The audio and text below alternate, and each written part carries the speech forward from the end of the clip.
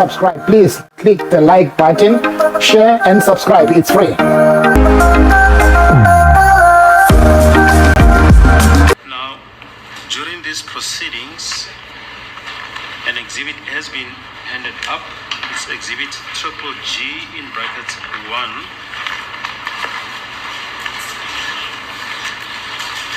These are section 25 statements.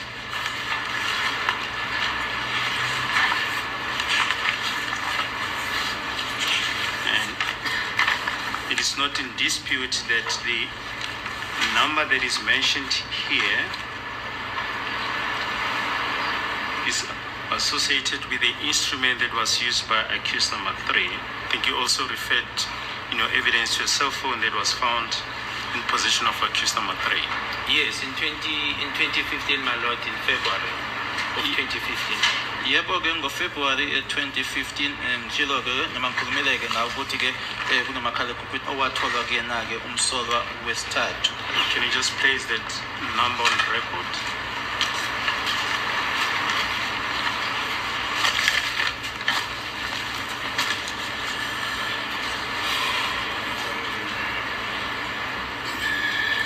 So the number, my lord, it's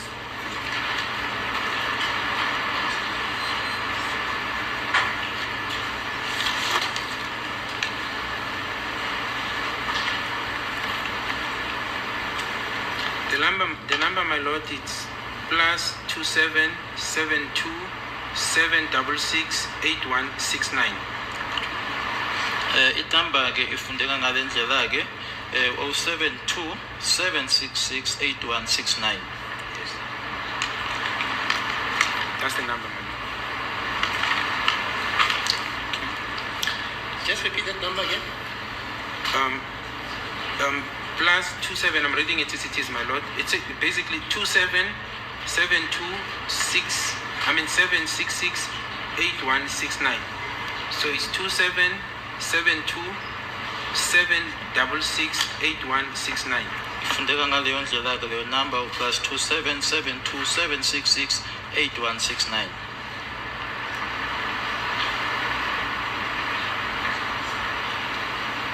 Okay, yeah. Thank you. Now, in these proceedings, Lieutenant Colonel Stein testified twice during the course of last year, and he was recently recalled in August of this year, 2024. Is that correct? That is correct, my lord. I'm aware that he has to come back for the second time. Ngiyakwazi ke lokho ukuthi ke uKolonel Stein kuye kwafuneka ke noma kwanesidingo ke sokuthi ke aphinde abuye futhi okwesibili esemuva ukuthi eseqedile ukuthula ubufakazi bakhe. He also initially testified in August of 2023. Yes, I'm not sure about the date, but I know, yes, he testified in 2023, my lord. Noma ke ngingasena siqiniseko sedate kodwa ngiyazi ukuthi nango 2023 wethula ubufakazi. And what is his role now? Is he still in active service? No, my lord, he has since retired from November of last year. He's on pension. Akasasebenzi ke nanjengephoyisa ke usedla ke impensheni kusukela ngoNovember wonyaka ophelile. Did he play any role in the investigation of this matter? Yes, he did, my lord. So during the stage, and I'm going to the role that he played, after the profiling and the identification of the accused, 1 up to 5, my lord, one then utilized his services as an analyst because he's a cell phone analyst. So I asked him to assist after giving him what I had, which compromise of the details in terms of the names, the ID numbers that were obtained through the profiling system. Just a minute. Ingabe unengxenye yini abanayo ke noma ke khona akwenza ke naye uphenyo kwalelo cala yebo emuva ke kokuthi ke sekutholakele ke manje ke pheceleziko lokungishilo ukuthi profiler kwabasolwa ukuthi bawobanike ukusuka kokuqala befica ke kowesihlanu yena ke umcwaningi wamakhala ekhukhwini noma ke cell phone analyst. Yes. So I gave him the accused details, my lord, as well as the numbers that will appear on their profile for him to analyze further and get us or get me more information insofar as the links to these names. Ngamnikeza-ke amagama abo-ke abasolwa namanamba futhi-ke nokuthi-ke angibhekeleke angitholeleke ngokuhlanganisa-ke abasolwa-ke nalawo manamba lawo. The primary task at that stage, my lord, because one did not have the section 205 of 2014 at that stage when I took over. The waiting period of 3 years had lapsed. So one was working on establishing whether there is a link between these accused to see, or rather the names that were given to me, to establish whether they know each other in order to corroborate what was contained in Exhibit JJ and HH. J and HH. Inhloso-ke yalokho-ke nanjengoba-ke ama-section 205 noma kwangekho-ke i-section 205 yango-2014 futhi-ke nesikhathi-ke lesiyana-ke esibekwayo-ke noma abasibekayo-ke sokuthi seminyaka emithathu sasesidlule babubheka-ke ukuthi kwakhona yini-ke ukuhlangana noma ukuxhumana okukhona-ke kula magama lana noma ukuthi-ke abasolwa lapha bayazana yini nanjengoba kushiwo-ke ku-exhibit JJ kanye nayo HH. But furthermore, my lord, I also gave him the data, that is now the cell phone communications that were in the docket that was done for all the people who were in the house at the time. In other words, all applications that were in the docket when I received the docket, including the downloadings, I gave it to him to also look at that. Okunye futhi engakwenza-ke ukuthi ngimnikeke kwakunemininingwane-ke noma-ke idate eyayikhona-ke kwidokodo noma kwidokethi-ke mayelana nokuxhumana noma ukukhulumisana okwakukhona-ke kwalabo ababesendlini-ke ngamnika-ke nalokho ukuthi akubheke.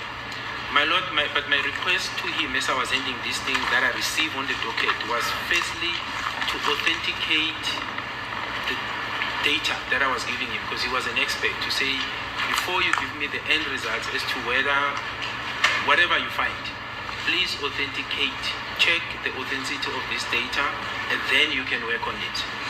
Okwami-ke futhi-ke kwakuwukuthi-ke ngaphambi kokuthi-ke ungilethele imiphumela kodwa ngicela-ke uqinisekise-ke kuqala-ke lokhu enginako noma lokhu okukhona-ke la ukubheke. The report I got, my lord, is that one, they were authenticated. Umbiko engawutholaka ukuthi-ke impela-ke wakwenza-ke lokho aqiniseke noma atholeke ukuthi lokhu okwakukhona-ke laphayana kwakwempela. Secondly, then, that there was a link between the accused. Okwesibili-ke nokuthi kwakukhona ukuxhumana okwakukhona-ke noma kwakuxhumanisa abasolwa. And then thirdly, in his report, I recall that he said he also, on the downloads, find the link between accused 5 and Miss Kelly Kumalo. Wangitshela-ke nokuthi-ke kuwona-ke ama-downloads lawo-ke wakhona kukhona-ke oxhumanisa umsolwa wesihlanu kanye naye uMiss Kelly Kumalo. So my lord, that is the role in essence that he played up to the time when he was approaching his retirement date. Ikona-ke akwenza noma uwona-ke umsebenzi lowo awenza-ke kuze kuyofinyelela-ke isikhathi lesi owayesezobeka phansi-ke ngaso emsebenzini. So just before you proceed, if you say he found a link between the accused, what do you mean? My lord, he informed me, so one will not, the report I got from him and in summary was that he could establish the link between the accused, that they are communicating with each other and they know each other.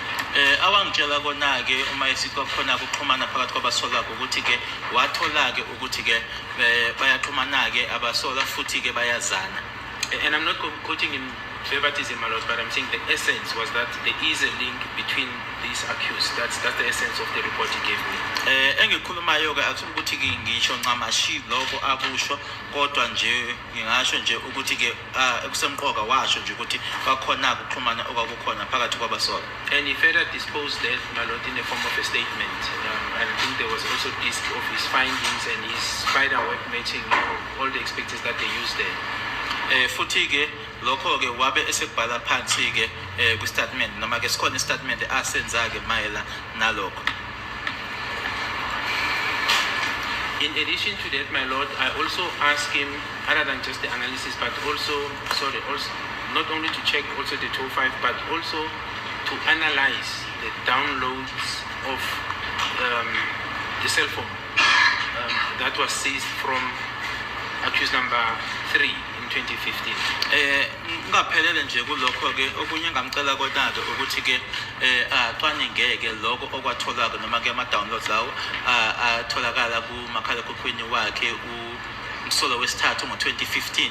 And that was in addition to Sergeant Mabaso as well, who was also working on that analysis from the war room. Lokho ke kwenziwa ke phezu kwalokho ke okwakwenziwe uyena ke noma kwakwenziwa uyena uSergeant Mabasa. Yes.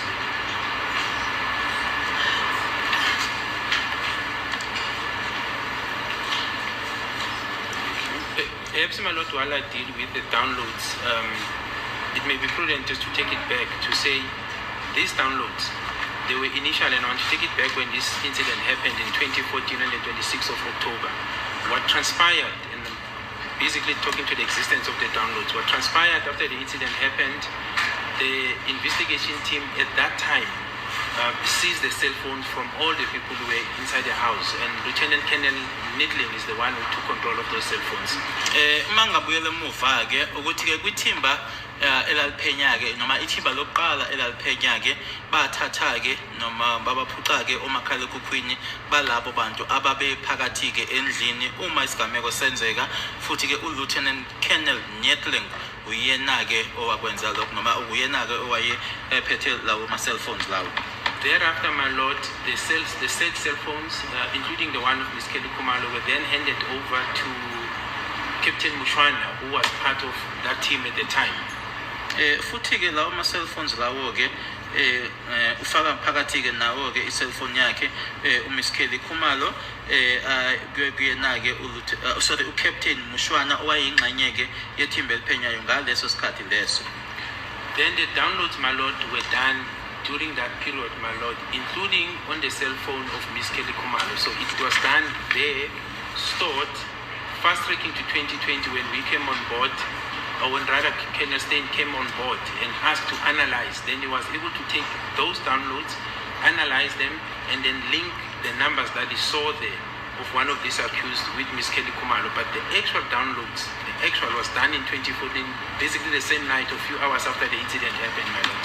Kulokho ke okwenziwa ke noma ke ama downloads enziwa ke ngaleso sikhathi leso ke sango 2014 abe ese egcinwa ke uma manje usuhamba ke nesikhathi ke uya ku 2020 uma ngabe uColonel Stein sekuyena ke manje oqhubekayo ke nophenyo noma ke nomsebenzi ke wathatha lawo ma downloads lawo ayenziwe ke ngo-2014 nawo ke makhalekhukhwini wakhe uMiss Kelly Khumalo ila athola khona ukuthi kunoxhumana okwakukhona ke phakathi kwakhe uMiss Kelly Khumalo nomunye wabasolwa laba phambi kwenkantolo. So the essence of what I'm saying, my lord, is that what Colonel Stein established on his analysis was the downloads that was done back that time. It's not something new that he created. It was done back in 2014, few hours after the incident happened. The only difficulty that the police at the time had, they did not have sight of accused number 3, number 5 in particular, where the number was recovered, but the number was there. When we fast-tracking to 2020, when Colonel Stein comes on board, profiling of accused number 5 was already at hand, and he was able now to say, I can see this number on 2 different dates. That's my recollection. Okwenzekayo ke ukuthi ke lawo msebenzi noma lawo ma downloads ke enziwa ke ngo-2014 njalo amahora nje ambalwa ke emuva kokuthi isigameko senzeka ke uma sesiya phambili ke manje ngo-2020 uma ngabe uColonel Stein esenza ke futhi ke ababengenako ke amaphoyisa ngaleso sikhathi leso ke I-profile noma ke ukwazi yena ke umsolo wesihlanu, kodwa manje ke uma uColonel Stein esewenza lo msebenzi noma lawo ma downloads useyakwazi kuma ngabe ebona le number ke ukuthi ke inumber lena ke ayibonile ke amahlandla amabili. Yes. Yes, which were those occasions where there was contact between accused number 5 and Ms. Kelly Khumalo? My lord, according to my recollection, the first date was the 2nd of August 2014, and the second date is 15 October 2015. That's my recollection of the report he gave me, my lord. 15 October 2014. Lawo mahlandla ke engikhuluma ngawo ukuthi ke kwakunoxhumana kwakhona ke phakathi kwakhe ke umsolwa wesihlanu kanye naye ke uMiss Kelly Khumalo kwakunge-2 August 2014 kanye ne-15 October 2014. Now, in what format was this downloaded data stored? My lord, I don't have expertise, so I'd rather not want to venture there. All I know, when I received the docket, it was in a DIX format, compact disc, and I forwarded it in that format, my lord, to him. But ask him to authenticate. So I do know that he then authenticated it through his means and found the data that corresponds with what was contained in the docket.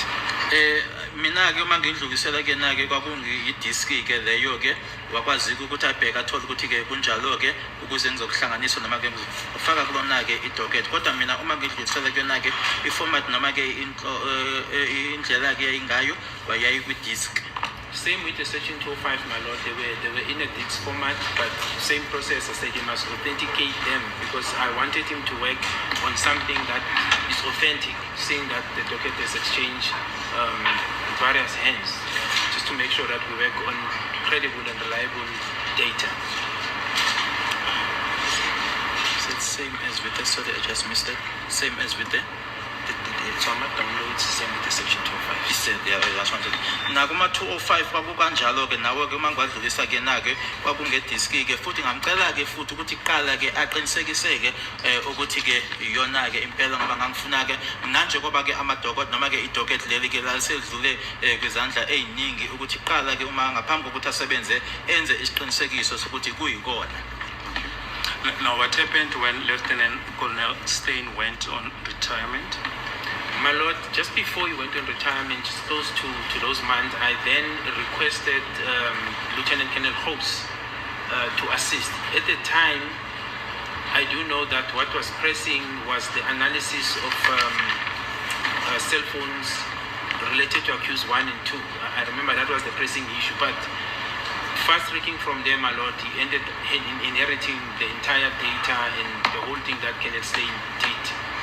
Kwenzekani-ke nje ngaphambi kokuthi-ke uKenneth Stein ashiyeke noma-ke ahlale phansi-ke emsebenzini ngiyazi-ke ukuthi ngacela yena-ke uLieutenant Colonel House futhi-ke ngiyazi-ke ukuthi-ke okonako kusemqoka ngaleso sikhathi noma okwakufuneka kona-ke ngokuphathelene nama-cellphone akhe umsolo wokuqala kanye nowesibili-ke kodwa ekugcineni-ke wagcina eseqhubeka noma-ke esewenza umsebenzi wabo konke uLieutenant Colonel House.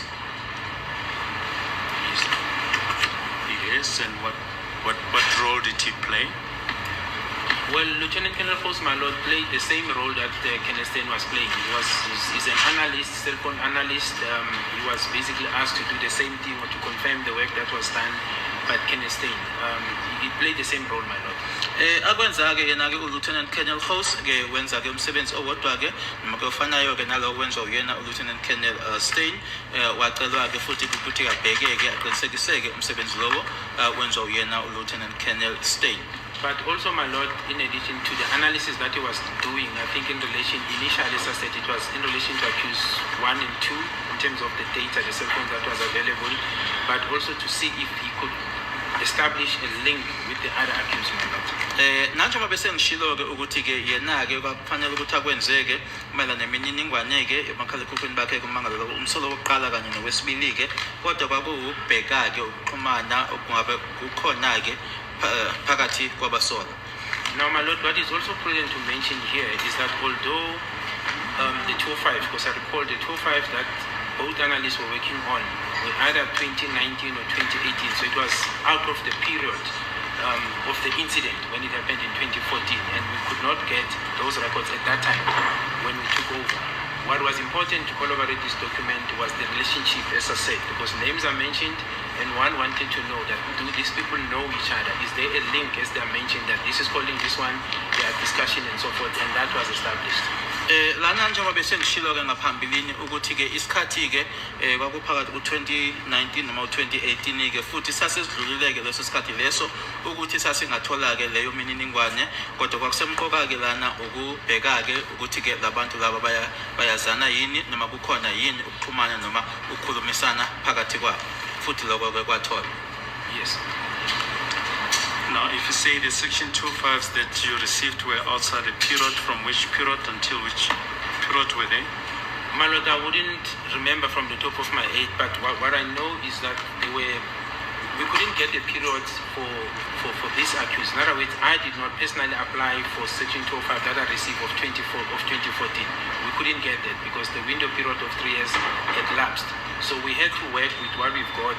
I think we could go in so far as 2018 or 15, and others were pulling them on the information that was there on the case file. I do know that the closest one that took us to 2014 was brought to my attention when Miss Pinky Bettellingham was testifying. It was the first time I heard about it. We had no sight of it prior to that, my lord. Engikushoyo ke lana ukuthi ke nanjengoba isikhathi ke lesi esasindlulileke lokho akubizwa ngokuthi ke i-window period ke kwakungekho esasingakuthola ke ukuye emuva ke kubuyele kuyela ke u2014 kodwa ke engikukhumbulayo ke noma ke ngakuzwa ke kwakungenkathi ke kwabethola ubufakazi yena ke uMiss Pinky Bettellingham ila sasisondele khona ke ku2014. Which date are you referring to? The one of 2014 October in specific, my lord, is the data with regard to a cell phone number of accused number 3. I-data ke le engikhuluma ngayo ke 2014 mayelana ke ne cell phone number yakhe umsolo wesithathu. And it covers the period of this incident. In other words, the 26th of October 2014. Although it was applied for unrelated matter, my lord. In other words, not for this case. Kodwa ke ifaka isikhathi ke lesi isecala leli ke eliphambi kwenkantolo ke noma nje na uma kufaka sona ke isicelo sasifakelwa ke elinye icala engasilona leli. You've mentioned that you became aware of this data when Ms. Pinky Bettellingham testified. When was that? I think it was during her time, my lord, when she was in this court sometime this year, when she was dealing with and consulting with the state advocate. It's the only that time the state advocate brought it to my attention that there is this data that was available. I was not aware of it. Cabanga ukuthi ke isikhathi ke lesi owaye ngaso la enkantolo ke futhi ke consulta ke noma ke ekhuluma naye ke umshushisi ke ongitshelayo ke ukuthi ke khona ke lemininingwane noma le data ekhona ke mina engangayazi. Just want to show you again GG in brackets 3. It's GG1. Yes. GG. Yes. Yes. Yes. Can you identify it? Section 2.5 for which number? The number that is depicted here, my lord, is 072-766-9189, my lord. That is a number linked to accused number 3, my lord. Repeat the number, please. 072.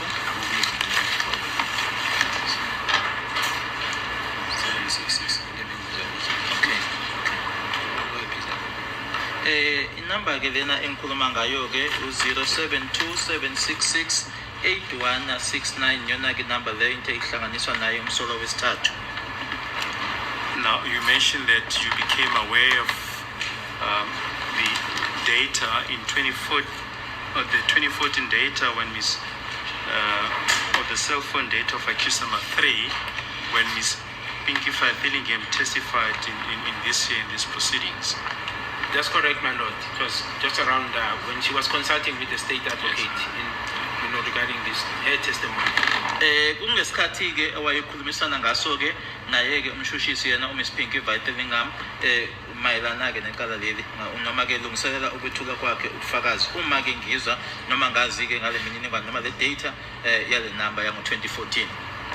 Is that exhibit G in brackets 1, is that the data that you're referring to that you became aware recently?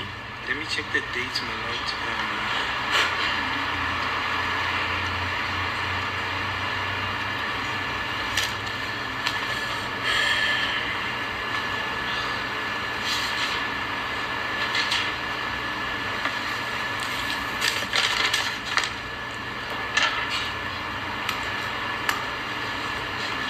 Yes, it is, my lord, because it says the data of 2014, my lord, and it covers.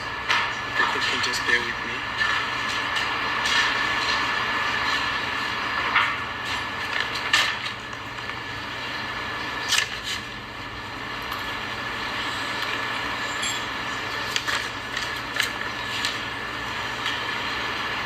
Yes, it is the same data, my lord, because it goes up to the 26th of October 2014, my lord. Iyona-ke le mininingwane noma le data engikhuluma ngayo ngoba-ke ehamba iyofika-ke ngazo i-26 October 2014. It's good, please, my lord. We were just about to start a new topic. Will this be an appropriate time to adjourn for the day? It's 15:22. Okay, fine. Family, what do you think about this movie that Gininda is giving in court? Because Gininda is showing us that he didn't do his due diligence investigation, and we can see what is going on in court now.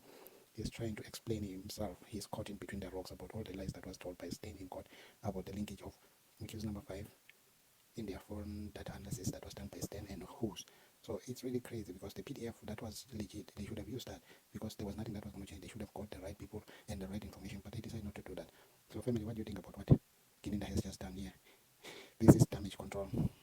His reputation is going to go down to drain because what he's trying to explain, and immediately the defense take the stand and start cross-examining him. I think fireworks that we'll see there, we have never witnessed them because that will be a real fight that will be going on because they will want to prove Stein that Brigadier Gininda's lies. What do you think, family, about this? Just drop your